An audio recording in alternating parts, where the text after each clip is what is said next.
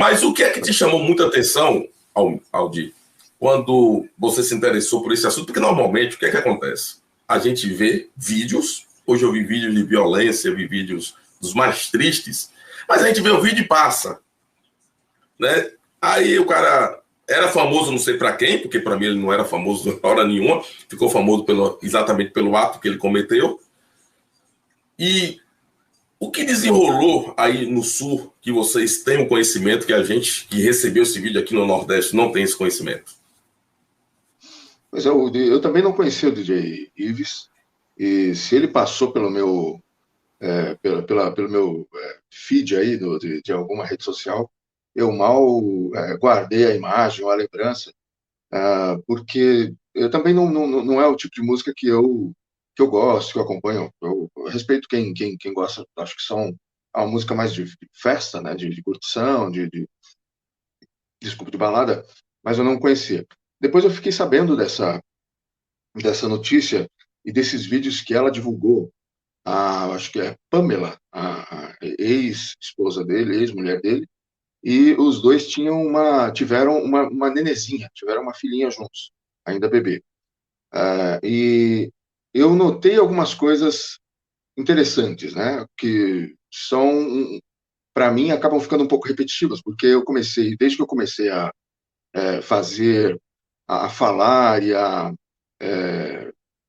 trabalhar para o movimento dos direitos dos homens, esse tipo de informação, esse tipo de notícia e a forma como o público reage, isso acaba ficando um tanto repetitivo até. A gente começa a prever algumas coisas que você não esperava, você já começa a esperar. Então, eu percebi uma coisa que eu já tinha visto antes, ela divulgou esses vídeos mostrando a agressão. As pessoas que falaram do vídeo e na maioria delas estava reprovando a agressão, o que é correto, porque ninguém tem que agredir ninguém. Tem muita gente que fala, olha, em mulher não se bate. O fato é que a gente não deve bater em ninguém. Então, a primeira coisa que eu acho importante dizer, eu sei que os ouvintes vão concordar, é que a violência no ambiente familiar, no ambiente doméstico, diante de crianças, é uma péssima coisa, é algo que precisa ser evitado a qualquer custo. Isso é importante a gente dizer, porque quando a gente começa a falar certas coisas e ter uma visão crítica a respeito, ou analisar um pouco mais profundamente, um pouco mais detalhadamente alguns aspectos, a primeira coisa que as pessoas muitas vezes fazem é reagir da seguinte forma: se alguém está simplesmente dizendo que ele é uma peste, que o agressor é um maldito, que o homem que agrediu merece os piores destinos possíveis, se não falar isso, é porque você está fazendo uma defesa do agressor, defesa do criminoso. O que não há que se fazer, a gente não faz. E eu conversei com o pessoal, as pessoas mandam mensagem para a gente, poxa, fala sobre aquele assunto lá, faz algum vídeo, alguma coisa aí para a gente entrar nessa discussão e ver, de repente você sabe alguma coisa, vê alguma coisa, ou tem alguma opinião interessante que a gente não conhece. Então, eu comecei falando sobre essa questão. A primeira coisa é que a violência não é o caminho. Né? Eu vi os vídeos, eles são chocantes. Ele dá socos, ele puxa cabelo, ele dá chutes, enfim, mostra um desequilíbrio uma coisa completamente reprovável. Só que em seguida eu estava falando para as pessoas o seguinte: qualquer pessoa, homem ou mulher, que pensar que nunca vai chegar no nível das piores brigas, de brigar fisicamente em casal, dentro do relacionamento mais próximo, mais íntimo, essa pessoa está enganada. Ou até mesmo aqueles ataques verbais que a gente às vezes vê de casais que a gente pensa, nossa, como é que eles chegaram nesse ponto, né? Onde um xinga o outro dos piores nomes e diz as piores coisas, coisas que são muito indignas de se dizer. Mas o que acontece é que as tensões elas vão aumentando e se as pessoas estão num atrito, numa situação onde o respeito vai se perdendo, as agressões vão aumentando, vão escalando, é preciso sair, é preciso se afastar. Numa situação de violência doméstica, o que nós deveríamos ter no Brasil e como em qualquer outro lugar, é um atendimento, isso é uma terceira coisa que eu gostaria de dizer, né? Ou praticamente a, a quarta, talvez. É necessário o afastamento por causa disso, porque as tensões vão aumentando. E é importante o atendimento, seria bom, seria muito importante o atendimento psicológico para as duas partes, porque não é normal, não é um sinal de saúde mental uma pessoa agredir aquele companheiro ou companheira, seu marido, ou a sua esposa, dentro do ambiente doméstico. E também não é um sinal de saúde mental, de bem-estar mental, de que a sua alma está bem, se você entra num relacionamento com uma pessoa que o agride ou a agride, mesmo que não seja uma agressão física, mesmo que sejam ataques verbais, ataques morais, porque existe, e a teoria feminista fala sobre isso, o ciclo da violência, ou um tipo de espiral de violência. As pessoas não chegam imediatamente agredindo as outras. Normalmente existe um crescente de desqualificação, de diminuição do outro, de ataque aos valores, às qualidades do outro, até chegar no ponto da agressão. De qualquer forma, nesse caso específico do Ives, o que aconteceu depois é que houve uma revolta muito grande nas redes sociais, houve também ele foi às redes sociais e ele falou que ele ia explicar, que ele ia mostrar que não era bem assim, que ele fez tudo possível, que ele fez o possível para que isso não chegasse às redes sociais. Esse vídeo do Ives, para quem não viu, até para quem viu, foi uma coisa um tanto estranha. O comportamento dele era um pouco esquisito, era um pouco estranho. Ele circulava os assuntos, ele não falava do que tinha acontecido de uma forma direta, de uma forma clara, mas ele disse que ia postar esses vídeos, né? Acontece, no entanto, que a Pamela obteve uma ordem judicial de proteção que ordenava que ele ficasse afastado dela, mas não só isso. Ele não poderia falar no nome dela, falar no relacionamento ou mostrar qualquer coisa relativa ao relacionamento. Isso já chamou atenção nessa história, em como a justiça está programada, está pré-programada para lidar com situações assim. Ela expôs o que tinha acontecido, o que nós imaginamos. Se uma pessoa expõe uma situação de agressão, de violência, de crime, de que ela foi vítima, a pessoa deveria ter o direito de fazer isso. Ela fez isso, ela expôs da forma como ela achou mais conveniente. Ele disse que os vídeos são editados, isso chamou a minha atenção, porque eu já vi casos anteriores onde aparece apenas um quadro de interesse daquela pessoa que está acusando, ou nesse caso, de uma mulher que está acusando, como aconteceu com o Neymar. Ela mostrou apenas um vídeo, uma parte do que tinha acontecido, mas na hora que a justiça requereu o vídeo inteiro, sem edição, ela disse que o vídeo tinha desaparecido. Um caso semelhante aconteceu com o Sérgio Schiller Thompson Flores, aquele ex-diplomata, que a esposa dele expôs um vídeo onde ele a agredia. E a gente ficou chocado, eu também fiquei. No entanto, quando a justiça pediu, quando os advogados de defesa requereram na justiça que o vídeo inteiro, que todo o conteúdo fosse divulgado para uma melhor compreensão da evidência, das evidências que estavam disponíveis, essa ex-esposa também disse, não, o vídeo sumiu, o vídeo desapareceu, não tenho mais o vídeo. Como ela só mostrou uma parte da filmagem que tinha sido editada, essa evidência saiu do processo. Eles conseguiram retirar do processo. Então, o que acontece? O DJ Ives tinha uma ordem judicial que dizia o seguinte: depois que ela expôs tudo que ela quis, da forma como ela quis, ele não poderia mais expor nada. Ele não poderia falar. Eu vi, como é que se chama? A Juliette, do BBB, falando que as mulheres não podem ser silenciadas, não podem mais ser silenciadas e tal.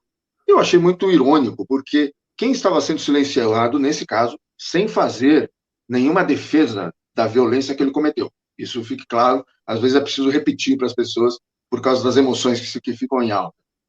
Sem fazer nenhuma defesa da violência praticada por ele, e foi uma coisa lamentável, mas quem estava sendo silenciado não era ela por ser mulher, era ele por ser homem, né?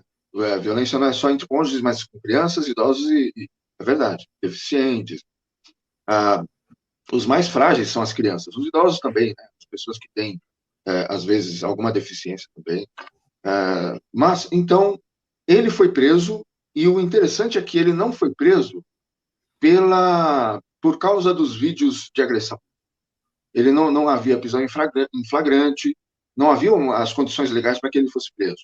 Ele foi preso por ter descumprido a ordem judicial que proibia ele de mostrar qualquer tipo de material que ele né, achava que mostrariam o lado dele, ou falar sobre o assunto, ou tocar no nome dela, falar sobre relacionamento. Enfim, ele imediatamente, para a proteção dela, que é uma proteção muito estranha, a justiça automaticamente deu para ela o direito de que ele não falasse da versão dele. Então, uma coisa que feminista chama nas redes sociais é exposed, né? Elas vão expor o homem, o macho mal. Ele não podia expor nada, né? Ele fez isso e foi preso. Foi por isso que ele foi preso. Mesmo assim, vazaram áudios dele. Ele tinha colocado alguns vídeos, eu vi alguns. Eu vi só 2 vídeos. Um vídeo onde ela estava destruindo aquela rede de proteção para criança, no apartamento, no 10º andar, porque ela estava dizendo que ela ia se suicidar junto com a bebê. Isso foi um dos vídeos que eu vi. E eu vi também pessoas comentando, por falar nesse vídeo, pessoas comentando o seguinte, que ela ameaçou se suicidar com a bebê, ou fez uma ameaça de suicídio envolvendo a bebê, relativo com a bebê. Não, ela estava ameaçando se suicidar e assassinar a bebê. Esse é o nome certo. É assim que essa é a descrição correta do que ela estava ameaçando. Ela estava ameaçando a vida da bebê. De uma forma muito estranha também, ela continua tendo a guarda da bebê. Existe uma preocupação do Estado em protegê-la, não existe preocupação do Estado de proteger a pessoa mais vulnerável e, a meu ver, a única pessoa realmente inocente nessa história, que é a bebezinha. Né? Eu vi um outro vídeo onde um amigo estava lá e ele dava uma espécie de confirmação, um testemunho, testemunhava que tinha visto ela com uma tesoura na mão, dizendo que ia matar a bebê e que ia se matar com aquela tesoura também. Depois eu vi os áudios onde ela estava ameaçando ele não podia sair de casa. Então, ele não podia sair, ele não podia aliviar as tensões, ele não podia se afastar da situação de conflito, de raiva, que estava crescendo para um descontrole. Ela parecia que estava descontrolada dessa forma, né? Eu não vi nenhum vídeo dela agredindo ele. Talvez tenha acontecido, eu não vi. Mas eu vi que ela estava constantemente ameaçando se matar e matar a filha, e que ela... eu vi, sim. Eu vi um vídeo onde, no momento em que ele estava gravando, ela cortando aquela rede de proteção para criança, ela viu que ele estava gravando e partiu para cima dele, agredindo ele de todo jeito. Uma coisa interessante, porém, nesse momento é que ele não conseguiu mostrar ela o agredindo. Quando, no vídeo que ela mostrou, em que ele estava agredindo ela colocou a câmera numa posição estratégica, tinha uma visão panorâmica da situação toda, né? E esse vídeo que ele fez meio no improviso. Parecia que ela estava mais preparada para fazer um vídeo e levantar provas do que ele. Uma coisa que eu observei também é que nem ele, nem ela fizeram algo que, na minha opinião, todo mundo deveria fazer, que é primar, em primeiro lugar, priorizar a segurança do bebê. Não dela, nem dele. Nenhum dos dois parecia preocupado com o bebê. Né? Ele agrediu na frente da bebezinha, ela estava ameaçando a vida da bebezinha o tempo inteiro. Ele disse que ela, em um momento, ela pegou a bebê e jogou na cara dele, o que é uma coisa muito absurda, né? Se tiver acontecido, porque isso foi ele falando, eu não vi um vídeo sobre isso. Então, a gente vê que essas situações, a forma como as coisas acontecem, mostra que existem, sim, erros já. A justiça está pronta para agir de um lado, para proteger tanto a mulher, que ela pode falar, expor tudo que ela quiser, o homem não vai poder, depois de ser acusado, expor nada, e a segurança de uma criança sem a menor condição nem de escapar, nem de se defender, que ela é realmente uma bebê, ela não é prioridade para a justiça. A prioridade foi a mulher, nesse caso. Isso é o que eu vi de muito estranho e de errado. E aí eu tinha comentado com o pessoal, olha, nós podemos, ao longo conforme as notícias, as informações vierem à tona, nós podemos descobrir que ele é ainda pior do que aparece nas filmagens. Nós podemos saber também que ela é bem pior do que aparece nas filmagens, que ela, assim, é uma pessoa que fez coisas terríveis, a gente não sabia ainda, quando começaram a sair apenas os vídeos que ela fez do Ives. Nós podemos saber, descobrir que os dois são muito piores do que eles parecem, porque uma coisa que eu vejo ser dita por ativistas feministas é que quando uma mulher agride um homem, quando uma mulher mata um homem, você não sabe. Você não sabe o que ela realmente passou. E pensando bem, quando a gente vê uma situação de casal, uma situação lastimável, onde um agride o outro na frente das crianças, a gente não sabe. As coisas que acontecem entre quatro paredes, a gente não sabe o que é. A gente não sabe o que aconteceu. A situação pode ser muito pior. E a gente pode, sim, pode acontecer. Eu não digo isso no caso do Ives, mas pode acontecer que você tenha uma impressão ruim de uma pessoa e depois, se você soubesse toda a história, aquilo poderia até se inverter. Se vê que ela estava aumentando, ela estava cada vez mais aumentando a tensão no ambiente. Ela disse que ela sofreu de depressão pós-parto, pode ser, mas isso não justifica tudo o que aconteceu. A mãe estava lá, teve amigo lá, teve o DJ Ives lá, teve ela própria que estava percebendo que alguma coisa estava errada. Ninguém fez nada para colocar a bebê em primeiro lugar. Isso é uma coisa que eu percebi. E, ao mesmo tempo, no mesmo período, teve a estreia desse documentário da Elise Matsunaga, que serve para dar voz a ela, para ela falar, né, a versão dela de tudo que aconteceu após ela ter cometido um assassinato que chocou o Brasil inteiro, porque ela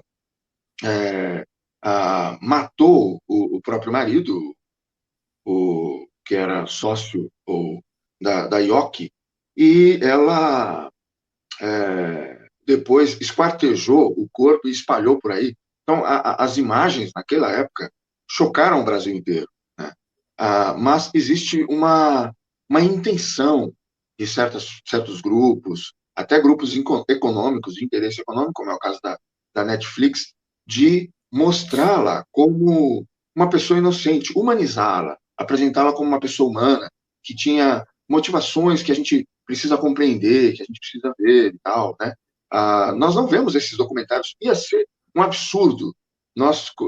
Ia ter muito protesto, imagino eu, se nós começássemos a ter documentários como o do goleiro Bruno, mostrando o lado dele, as motivações, as emoções, as dores, os sofrimentos dele, por ele ter matado a Elisa Samúdio, ou outros casos famosos de assassinato, né, ou de violência. Nós tivemos casos famosos no Brasil, antigos já, não sei se vocês se lembram, de assassinato que era chamado de crime passional. Nós tivemos o caso da Oca Street, que matou uma socialite famosa na época.